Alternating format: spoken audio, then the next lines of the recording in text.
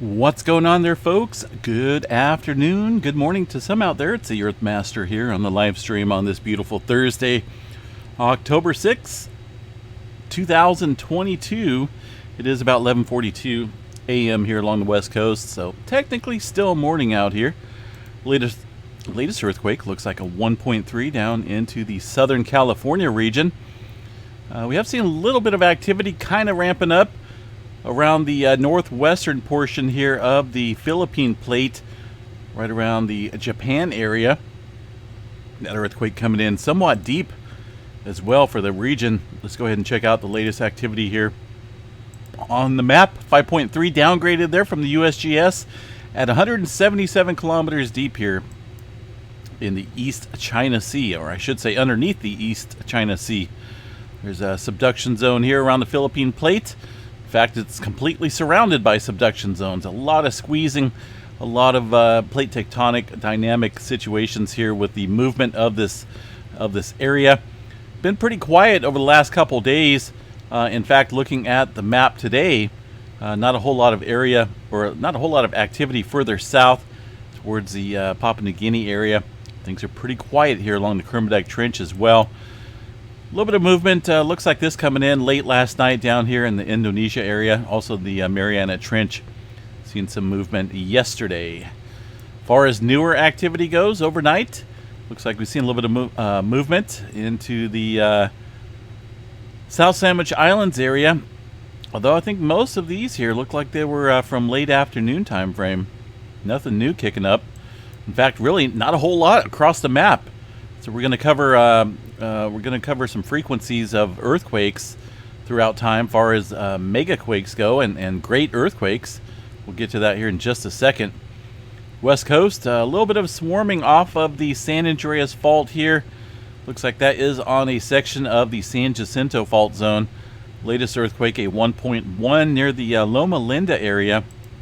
Not a huge amount of earthquake activity, but it is popping up there on the map.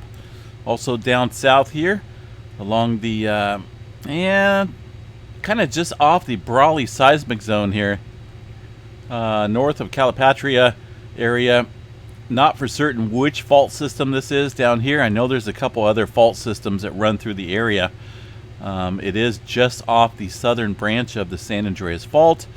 Getting in on about 8 earthquakes or so. And some of them look like they may be increasing in the magnitude department. We have had 2.8s and a couple other smaller ones in there as well. So going to watch this. Any type of swarming, I say, within a good 10-15 miles of the southern branch of the San Andreas Fault is worth watching. Up north, looks like a little activity near the Grapevine, a 1.5. Some scattered activity up around the Bay Area as well, including a 1.7 earthquake. Pacific Northwest, what do we got up here? A little activity, it looks like around Mount Hood, Mount St. Helens as well. But again, no major earthquake movement today to take note of. Things are kind of mellowing out up in Alaska as well. Yellowstone National Park, we'll go ahead and zip in here real quick. A couple different sections of swarming activity kicking up. Let me bring up the Yellowstone overview here real quick. Swarming is continuing. Looks like the majority of these quakes here centered around the northern section here of the Caldera area, and also over here around the northwestern corner of the park. This has been an ongoing swarm here for a few weeks now, over a month time frame. A little bit of activity each day, and looks like that is continuing today.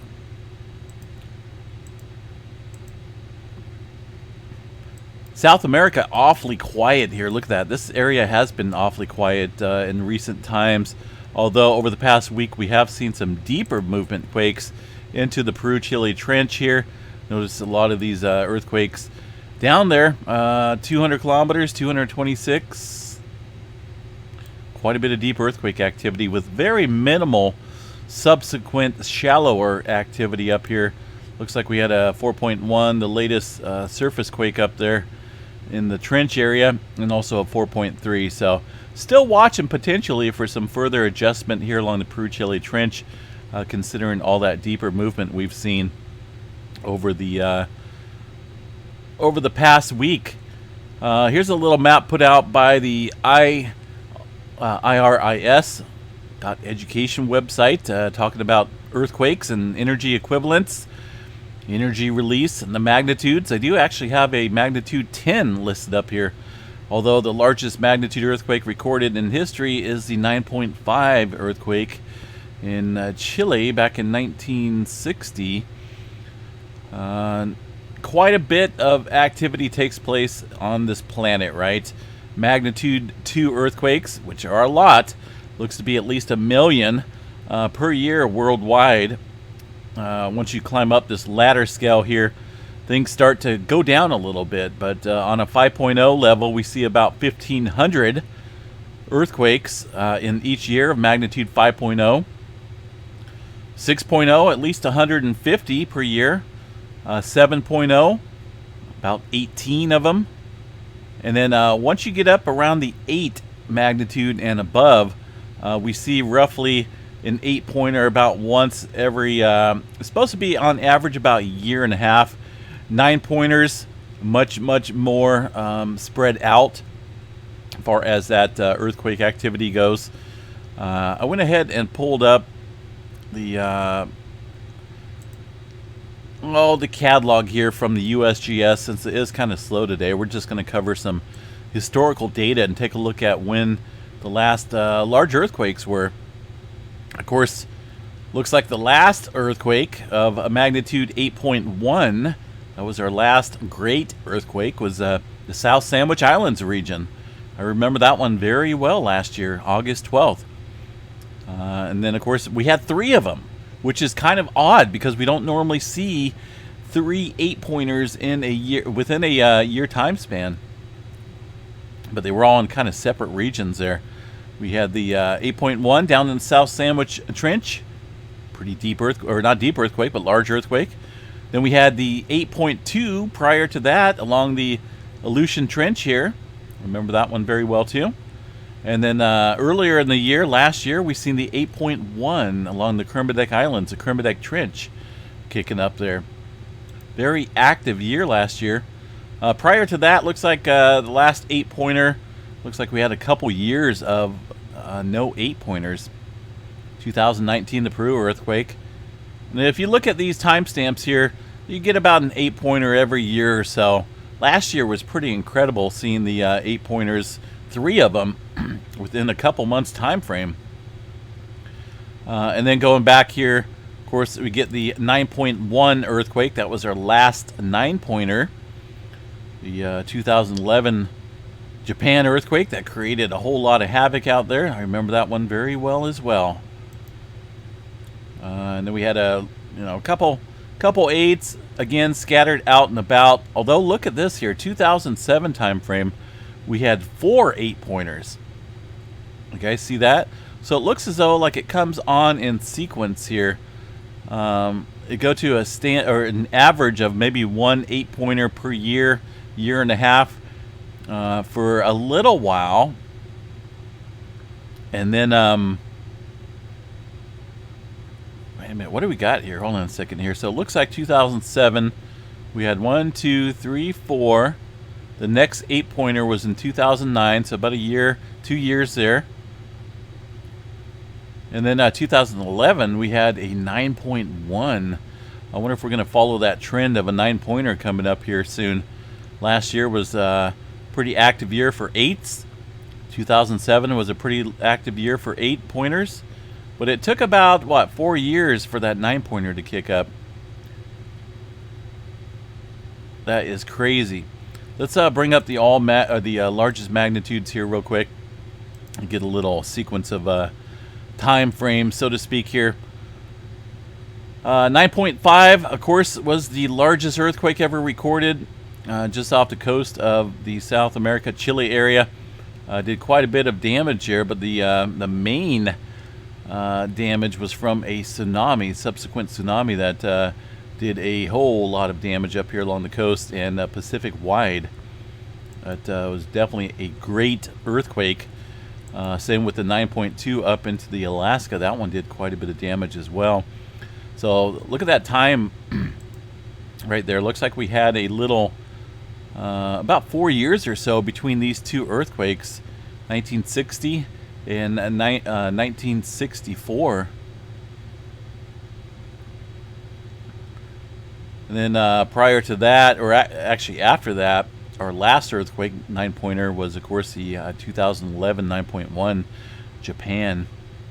2004 Sumatra earthquake, 9.1. Let me bring up the oldest first here. Well, let me look here. I kind of want to get a little time frame here. 2004 was the Sumatra earthquake. During that year, we had at least, it looks like an 8.1 Macquarie Island area. Some major adjustment there. And then a whole bunch of adjustment further to the north and west over there around Sumatra.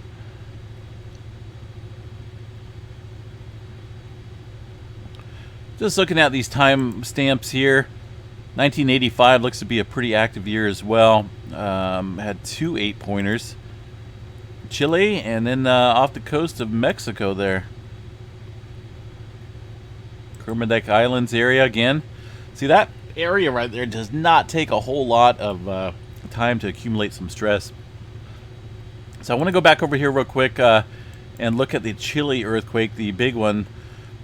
The 9.5 earthquake that struck off the coast of Chile back in... that's a 2016 one. Hold on a second here. Where did it go? Was this it? Oh, yeah, it was. Okay, 1960. So there's a little wording right here, which has kind of got me interested in the 2016 earthquake. That kind of struck somewhat within the same place, but a little bit further south, I believe. They're talking about the 1960 earthquake was extraordinarily large. The 2016, what is that? Chile. I'm not even going to slaughter it. This earthquake back in 2016 was a 7.6. Hence that it did not release all the potential slip in that segment of the plate interface. So still got to watch the Chile area, right? That one, 2016, 7.6.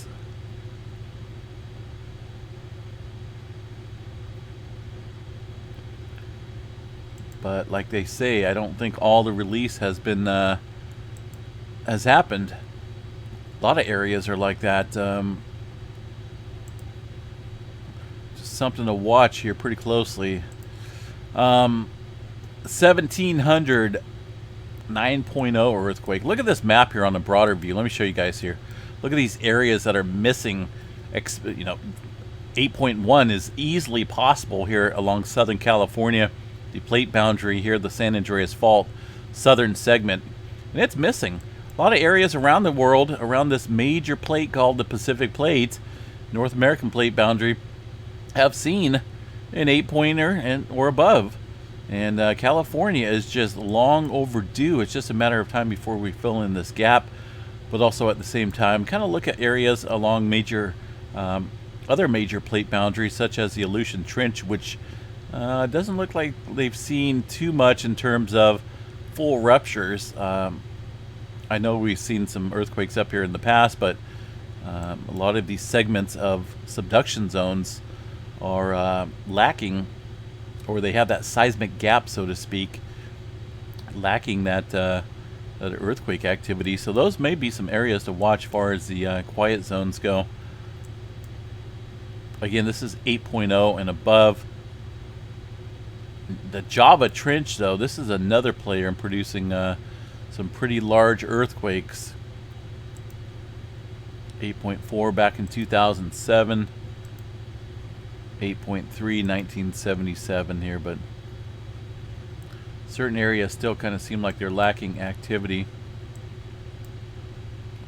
But yeah, I don't know what's keeping California fused together. Eventually, that section right here is going to snap and release a whole bunch of strain that's been built up for well over 300 years.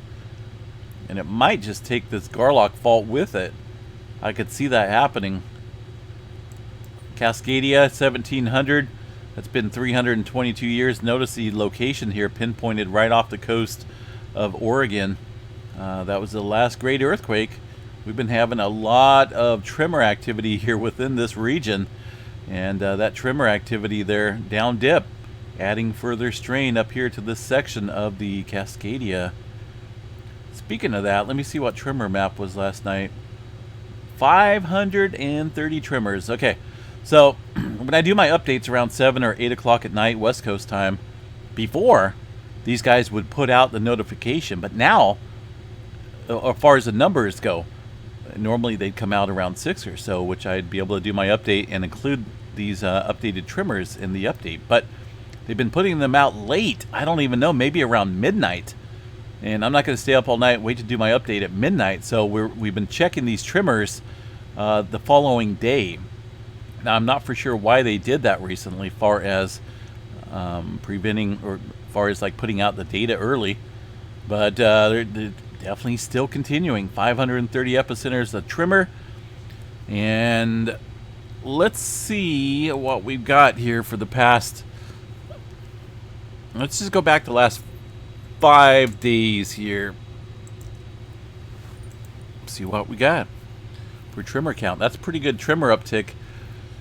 2,757 tremors in the last 5 days. Mostly confined again here to this section of the Cascadia. And gotta remember this plate here, the Juan de Fuca plate, being slowly shoved underneath the North American plate.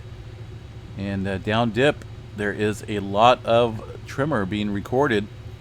And what's happening with that tremor as it's being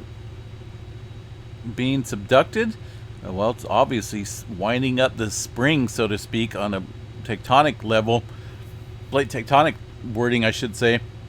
Making this area much, much more tighter, wound up, so to speak. And that's only making it one day closer to a Cascadia earthquake.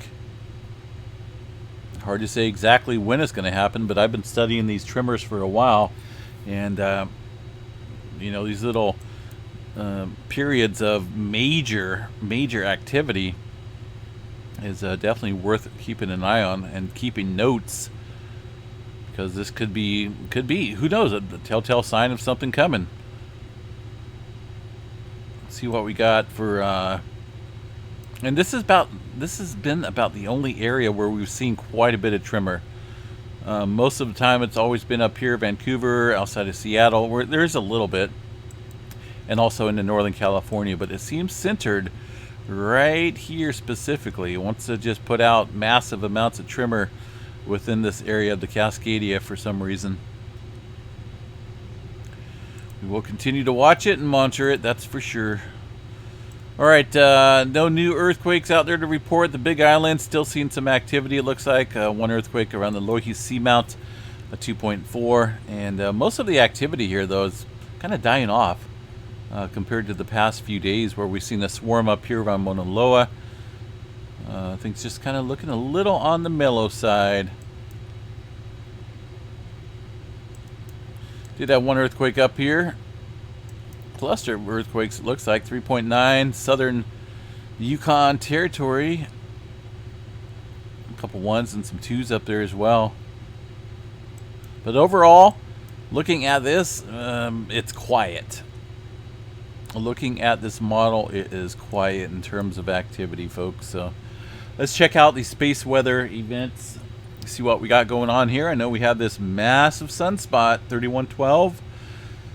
Kind of giving us a view, a spectacular view of its polarities and the magnetic structure that it harbors and holds. And it is now pretty much Earth-directed, bullseye shot if anything were to pop off. It looks like there is a little bit further growth here and complex magnetic field expanding a little bit around this region. So gotta watch this pretty closely from 3112. There's still a overall threat of 25% probability of an X flare being produced. Proton event about 20, M flare around 55, and 95% chance for a C flare. Things are pretty calm right now. We're just kind of on the C flare category threshold, No major flares over the last couple days. Again, the magnetic field though is looking pretty. Magnetic field of 3112 is look or hold on a second here. Where's 3112? I believe this harbors. Yep, a beta gamma delta class once again. So these kind of growing and getting complex there still, but no noteworthy events have been recorded with this current sunspot AR 3112. Will that change today? I guess we will see. I'm hoping it does, because we're in a perfect position here of getting this sunspot to maybe provide us with some type of solar weather event. Fingers crossed, right? See how that plays out. No major coronal holes facing us. Not expecting a whole lot of the storming conditions as far as the 3-day goes. Looks like there's a little bit of elevated conditions here over the next couple days, but things kind of up and down in terms of the KP index here, roughly around 3, sometimes shooting up to 4. And that could provide a little bit of auroras up there at the higher latitudes. But other than that, still just kind of watching. I hope this one just doesn't sit there and do nothing. Kind of like that. There's some type of image or meme floating around on social media. It's got this person kind of with a stick poking something, saying, "Come on, do something," right? Well, kind of poking this sunspot with a stick and seeing if it'd do something, but I don't think it will. But hey, I can wish, right?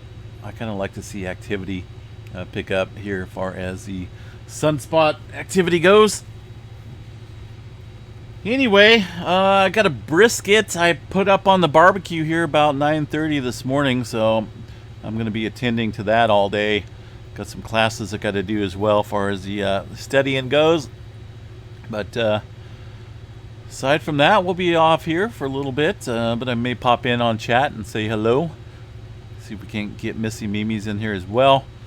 Again, we got a member-only drawing coming up here. Probably, we like to do it around the middle of the month, and we'll probably wait another week or so for that. But we're going to be giving away, well, your choice is probably going to be 3 options for members only to join this channel. It's pretty easy to do. You get extra videos, extra perks, extra emojis, all that stuff. And of course, monthly drawings here. Probably going to be giving away one's going to be probably a geology kit, mining kit. Second one could be Earthmaster merchandise of your choice, a shirt, whatever you want. Third one may be like a gift card. Normally we'll use like Amazon or something and give away an Amazon gift card or a Visa gift card, because everyone can utilize money, right? I think that's a good thing. But some people just want, you know, like a shirt or something cool to do with rocks or geology. And we'll be doing that for our members only coming up here in probably a week or so. We'll go over a little bit more details in some future videos. I was just looking at the 9-pointer, this truck back there, 9.5 back in 1960. Some of these contours, pretty crazy. Pretty crazy, folks. Just never know when the next big one is going to happen. All I know is there's a couple areas that are lacking as far as catching up in historical data, and that's the Southern California area and also the Cascadia. Those regions, just a matter of time before things fill in for that area. But for now, I guess we'll enjoy this beautiful day and stay safe out there. Be prepared as always. You can always make sure you have an earthquake plan, folks, and you know, especially if you live along the coastlines, the Pacific, or anywhere for that matter along the coast, because tsunamis can venture thousands of miles away from a large earthquake. It's just always good to have some type of evacuation plan. Keep your important data and documents in a maybe like a little bag, and you know, just so you can grab if you ever need to get out of there in a short amount of time. Alrighty, guys, have a good day. Gotta go check on the brisket, make sure I'm not burning it. A little spike of an earthquake right there on Petrolia. Speaking of the Cascadia, we'll catch you guys a little bit later on. Peace out.